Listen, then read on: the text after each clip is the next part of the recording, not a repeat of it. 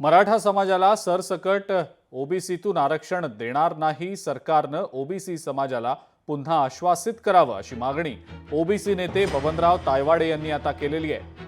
मराठा आंदोलनाची तीव्रता पाहता सरकार आपला विचार बदलू शकते का, म्हणून ओबीसी समाजाच्या मनात भीती निर्माण होत असून आमच्यावर अन्याय होणार का ही दहशत सामान्य ओबीसी समाजाच्या मनात आहे.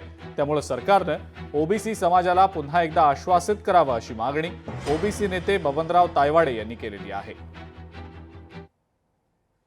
ही जी दहशत, ही जी भीती सामान्य ओबीसीच्या मनामध्ये निर्माण झालेली आहे, त्याचं संरक्षण करण्याकरता, त्यांच्या मनातली भीती दूर करण्याकरता पुन्हा आम्ही साखळी उपोषणाच्या माध्यमातून सरकारचं लक्ष आमच्या मागणीकडे वेधण्यासाठी म्हणून उद्यापासून साखळी उपोषणाची सुरुवात करत आहोत.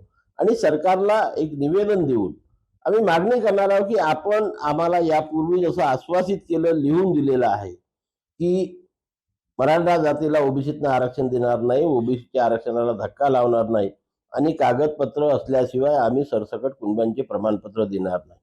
एकदा या बाबीवरती आपण शिक्कामोर्तब करावा आणि ओबीसीच्या सामान्य माणसाला धीर द्यावा, हीच आमची प्रमुख मागणी राहणार आहे. लोकशाही मराठी ऐका, पहा, जागरूक रहा.